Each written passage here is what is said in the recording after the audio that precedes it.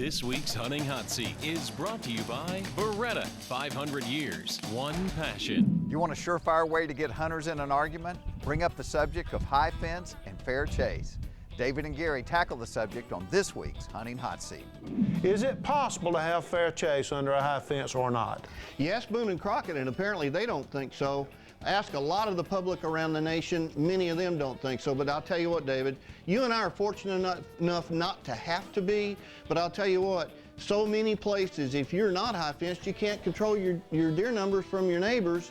And it's not about whether the fence is there, it's what happens inside the fence. Right. That's right. And a lot of people now are trying to get intensive in their management. They're pouring money, they're pouring their effort, they're pouring their family fortune into their land, and yet their neighbors over here indiscriminately shooting deer. In some cases, Gary, realistically, they can't have a real effective program if they don't have a fence. But you're right, it's not about the fence, it's what happens on the inside. We are fortunate to have enough acreage and good neighbors. We don't have to have one here. But there are some people, if they're going to have a good program, they've got to stop their neighbor from shooting every deer that pokes their head over the fence line. But once the fence goes up, there is a responsibility to the land steward to be careful how he manages that population. If you push your numbers so high that you overconsume the habitat, and you overconsume your food sources, the deer can become dependent on that bag of feed, then it's not fair chase. Yeah. It's like anything in life, David, you can abuse alcohol. Oh, absolutely. You can drive abuse too fast in a car. So do you put a speed limit at 40 miles an hour and say you can't go any faster?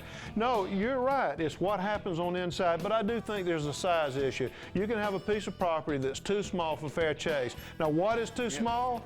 I'm gonna leave that to the individual, but I do think you can have it. But yes, you protect the native habitat and you don't habituate them to supplemental feed and you give a deer enough room to roam, absolutely you can have fair chase hunting in a high fence. It's not something we like to do, but I want to give the guy the right to do it if that's what he needs to manage his land. You bet. I have to agree with David on this one. I do think the size of the property does matter, though I'm not opposed to a partial fence if you have poaching problems or roadkill problems. It's what happens inside the fence that really matters. This week's Hunting Hot Seat was brought to you by Beretta, 500 years, one passion.